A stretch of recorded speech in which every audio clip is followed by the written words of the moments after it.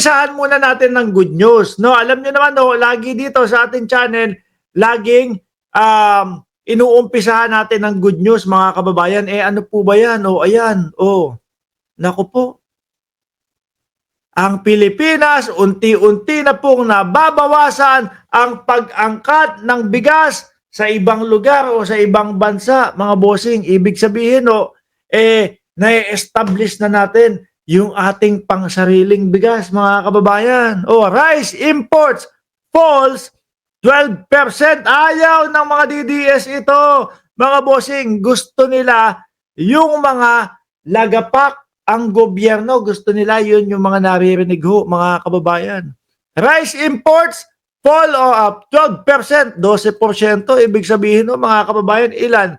Halos 110 o lagpas 110. Ano po? Manila, Philippines, the country's rice import in the first 5 months fell by 12.55%. Ibig sabihin, no, hindi natin o nababawasan yung pagkuha natin ng bigas sa labas ng bansa para lang matugunan yung kinakailangan ng mamamayang Pilipino. Di ba? Kumaganda ho, mga kababayan. Fell by 12.55% on an annual basis to nearly 1.9 million metric tons, the Bureau of Plant and Industry. The Bureau of Plant Industry said. Latest BPI data showed that rice imports from January to May reached 1.88 million metric tons, about 270,000 metric tons lower than 2.15 metric tons o million recorded in the same period. Rice import have been lower compared to the last year figure due to high carryover stock after the private sector brought in the record high volume 4.8. Ibig sabihin no, mga kababayan, kapag ang ating bigas ay siksik, liglig, umaapaw, syempre, nandiyan din ho, mga bossing, ang pagbagsak ng presyo at pagbaba po ng presyo ng hindi po nakakawawa yung mga tinutubo ng ating mga magsasaka. Naku po, iintayin ko si Inday Sara dito. Malamang magsasalita na naman si Inday Sara dito. Naalala niyo po, yung 20 pesos na bigas, inirelease po, no? Inumpisahan, Mayo 1. Aba, unang-unang bumatikos ang ating Vice Presidente. Di po ba? Anya nga ang sabi niya nga naku po, sa palagay ko, yung 20 pesos na ibigas na ilalabas panghayop. Nung nakita ho nila mga kababayan, kumukuti-kutita, bumubusi-busila. Maputi, mga bossing. Dahil po, yan po ay gawa ng ating mga sariling mga magsasaka, mga kapwa natin Pilipino. Di ba? Tapos mariringgan natin, pangalawa sa pinakamataas na posisyon sa bansang Pilipinas, sasabihin, panghayop yung 20 pesos na bigas. Pambayad doon sa mga sa mga botante. Nahinto po pansamantala dahil po doon, mga kababayan. Syempre di ba, kung kayo naman, kapag kahawak mo na yung solusyon, ano gagawin mo? Ilalatag mo na agad yung solusyon.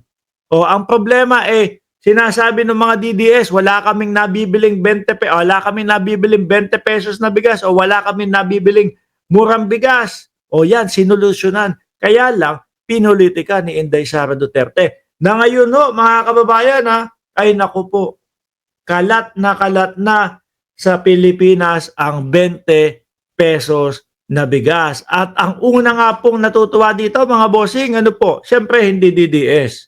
No? Kahit yan, mga nakapila, kahit yan, sila pa yung mga nangunguna na nakapila, hindi pa din matutuwa yan. No? Ang mga nangunguna pong natutuwa dito, mga kababayan, yung mga kapwa natin Pilipino na nandoon po sa laylayan. No? Yung mga lolo, lola na kapos yung kanilang pambili, kahit papaano, ayan, nakakabili sila ng 20 pesos na bigas.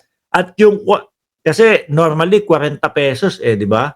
Yung another 20 pesos nila na nasa-save napupunta. Pwede na pandagdag sahog sa ulam. Di po ba mga kababayan? O, pwedeng pandagdag sahog sa kanilang ulam. O kaya pang minandal. O, di ba malaking bagay po mga bossing. Tsaka isa pa ho mga kababayan. Ang nakikita ko dito sa 20 pesos na bigas, eh magtutuloy-tuloy po yan. Di po kagaya nung sinasabi ng mga DDS na kesyo daw ho. Nako, tingnan natin kung masustain yan. Baka hanggang ano lang yan, baka hanggang election lang yan o pagkatapos lang ng election tapos wala na yan. Nakita nyo po ba yung pinagawa na pagpoprosesuhan po ng mga bigas, mga bossing? Oh. 'Di ba? Laking tulong po nun sa ating mga magsasaka. Imbes na ho sana sila magpapakiskis sa iba sila pupunta at magbabayad o kung ano pa, mataas yung babayaran, mahal. Dito po sa pinagpoprosesohan o pinagawa na prosesohan ng bigas o ng palay ng ating Pangulo, mga bossing, malaking matitipid nila. Kung sakali po na, syempre makakatipid ho yan, bababa po yung ano niyan, bababa po yung pinakapuhunan niyan. Hindi sila aangal kahit nasabihin, oh, mga bossing, since bumaba na naman ang puhunan ninyo at baka pwede naman yung 33 pesos na bigas na binibili namin sa inyo ay maging 28 na lang. Diba? Total, nakatipid naman kayo 5 piso. Okay, wala pong problema. Total, maayos pa din naman po yung aming tinutubo. O, ganyan ho yung proseso, mga kababayan. Unti-unti po, makukuha na yung 20 pesos na bigas nang hindi na po nag-aabono ang gobyerno ng Pilipinas. Ganyan ang pagdiskarte. Di po ba? Hindi yung tipo bang wala ka na nga naitulong. Tapos ang gagawin mo pa, pupolitikahin mo pa. Tapos ang gagawin mo pa, sasabihin mo pa na panghayop yung 20 pesos na bigas na proyekto ng gobyerno ng Pilipinas. Ano ka? Pahila pababa. Di ba? Pahilas pababa. Sa Pilipinas. Good news, mga kababayan. Eto, di ba? Ayan, magandang balita po yan. No? Tayo po ay unti-unti na nakakabalik na tayo-tayo na lang sa atin nakukuha mismo ng bigas. Ang mga kapwa Pilipino hindi na kailangan mag-import pa. Di po ba?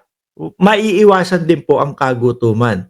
Alisin ko na ho ito, mga bossing. Baka sa umpisa pa lang ho natin, nagiinit na ang ulo ng mga kasulid nyo dyan. Nasaan? Wala bang mga kasulid dyan? Ay, nako, ano ba naman yan?